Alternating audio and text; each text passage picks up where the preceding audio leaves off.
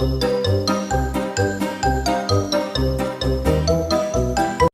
Friends, നമ്മൾ already വായനയെ കുറിച്ച് 2 video ചെയ്ത് കഴിഞ്ഞു. ഇനി നെക്സ്റ്റ് നമ്മൾ ചെയ്യാൻ പോകുന്നത് കുട്ടികളെ ആദ്യം നമുക്ക് അക്ഷരങ്ങൾ പഠിപ്പിച്ചെടുക്കാം. അക്ഷരങ്ങൾ പഠിച്ചതിന് ശേഷം പദങ്ങളിൽ നിന്ന് വാക്കുകളിൽ നിന്ന് വാചകങ്ങളിലേക്ക്. ഇതാണ് ആ ഓർഡർ വരുന്നത്. അപ്പം നമുക്ക് ആദ്യം അക്ഷരങ്ങൾ പഠിപ്പിച്ചെടുക്കണ്ടേ, എന്നിട്ടല്ലേ നമുക്ക് വായനയിലോട്ട് കിടക്കാൻ പറ്റുള്ളൂ. പിന്നെ തുടങ്ങുന്നതിന് മുമ്പ് ഞാൻ ഒരു കാര്യം പറഞ്ഞോട്ടെ, ഞാനൊരു മലയാള അധ്യാപികയല്ല. ഞാൻ BA ലിറ്ററേച്ചറാണ്, ഇംഗ്ലീഷാണ് എടുത്തിരിക്കുന്നത്. അപ്പം എനിക്ക് സക്സസ് ആയെന്ന് തോന്നിയ കാര്യങ്ങളാണ് നിങ്ങൾക്ക് ഷെയർ ചെയ്യുന്നത്. ചിലപ്പോൾ ഇതേ ടെക്നിക്കലാവില്ല ഒരു പ്രൊഫഷണലി മലയാള അധ്യാപിക എടുക്കുന്നുണ്ടാവുക. ഞാൻ ചെയ്ത് നോക്കിയിട്ട് വിജയിച്ച കാര്യങ്ങളാണ് നിങ്ങൾക്ക് ഷെയർ ചെയ്യുന്നത്. അത് നിങ്ങൾ മനസ്സിലാക്കുന്ന കരുതുന്നു. ഞാൻ 2 സ്റ്റെപ്പായിട്ടാണ് ഈ വീഡിയോ തയ്യാറാക്കിയിരിക്കുന്നത്. ആദ്യത്തെ സ്റ്റെപ്പ് എന്ന് പറഞ്ഞാൽ നമ്മൾ കുട്ടികളെ കൈ നന്നായിട്ട് വഴങ്ങാൻ വേണ്ടിയിട്ടുള്ള പ്രാക്ടീസ് ചെയ്യിപ്പിക്കണം. അതിന് വേണ്ടിയിട്ട് കുറച്ച് ആക്ടിവിറ്റീസാണ് ഫസ്റ്റ് സ്റ്റെപ്പിൽ.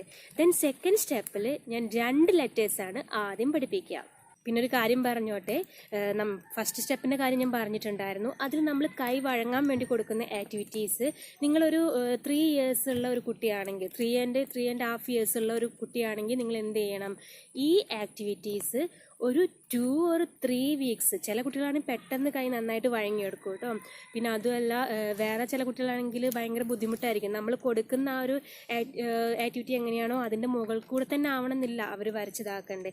അപ്പോൾ അവരുടെ കൈ പിടിച്ച് മാക്സിമം ഒരു 1 month ഒക്കെ നിങ്ങൾ എടുത്തോളൂ, ഒരു കുഴപ്പമില്ല. കാരണം 3.5 years എല്ലാം ആയിട്ടുള്ളൂ കുട്ടികൾക്ക്.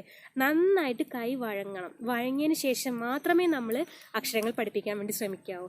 ഞാൻ ഓൾറെഡി വീഡിയോസ് ചെയ്തിട്ടുണ്ടായിരുന്നു, capital letters, small letters, then അതിൻ്റെ ഓരോ സൗണ്ട്സ് എല്ലാം എങ്ങനെയാണ് കുട്ടികളെ റീഡ് ചെയ്യിപ്പിക്കുക എന്നുള്ള ഇംഗ്ലീഷിൽ വരുന്ന കുറച്ച് വീഡിയോസൊക്കെ ഞാൻ ചെയ്തിട്ടുണ്ട്. അത് ആവശ്യമുള്ളവർക്ക് ഇതിൽ എൻ്റെ വീഡിയോയിൽ ചെന്നിട്ട് പ്ലേലിസ്റ്റിൽ നോക്കിയിട്ട് നിങ്ങൾ എടുക്കാം. പിന്നെ അതുപോലെ നമ്പേഴ്സും പഠിപ്പിച്ചിട്ടുണ്ട്. അപ്പം മലയാളത്തിലോട്ട് ഞാൻ ആദ്യമായിട്ടാണ് കടക്കാൻ പോകുന്നത്. എനിക്കൊരു സജഷൻ കിട്ടിയിട്ടുണ്ടായിരുന്നു, കുട്ടികൾ എങ്ങനെ വായിപ്പിക്കാൻ പഠിപ്പിക്കാം എന്നുള്ള ഒരു സജഷൻ എന്നോട് ചോദിച്ചിട്ടുണ്ടായിരുന്നു ഒരാൾ. അപ്പോൾ അതുകൊണ്ട് ഞാൻ അങ്ങനെ കുറേ എന്തുകൊണ്ട് ഞാൻ ട്രൈ ചെയ്തിട്ടുള്ള കാര്യങ്ങൾ നിങ്ങൾക്ക് പറഞ്ഞു തന്നുകൂടാന്ന് എനിക്കൊന്ന് തോന്നി. കുട്ടികളുടെ കൈ വഴങ്ങി എന്നുള്ളത് നിങ്ങൾക്ക് എപ്പോഴാണോ ബോധ്യമാവുന്നത് ആ ഒരു ടൈമിൽ മാത്രമേ നിങ്ങൾ അക്ഷരങ്ങൾ പഠിപ്പിക്കാൻ വേണ്ടി ശ്രമിക്കാവൂ.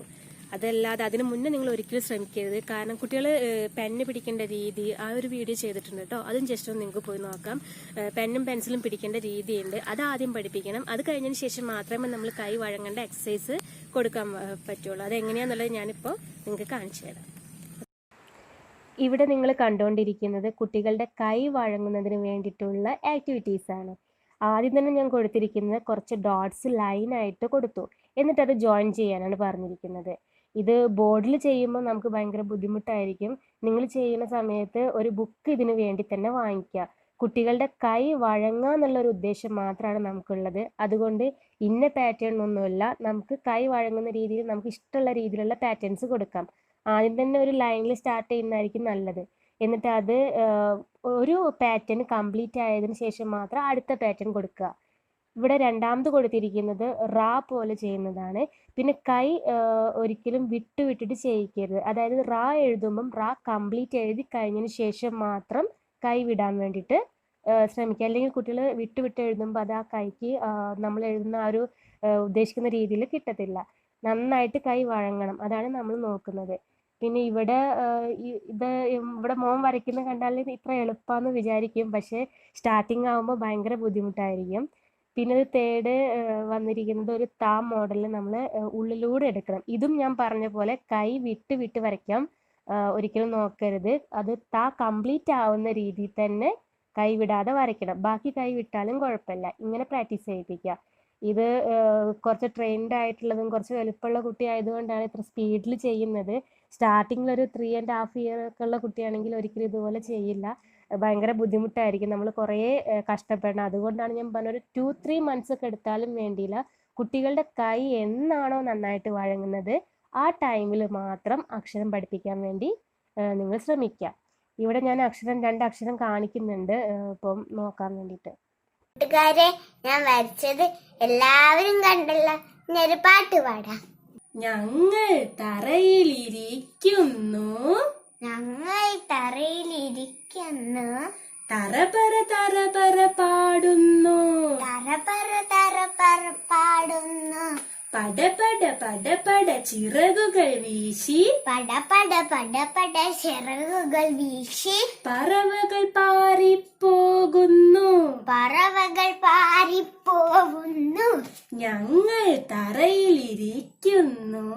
ഞങ്ങൾ തറയിലിരിക്കുന്നു. തരപര തരപര പാടുന്നു.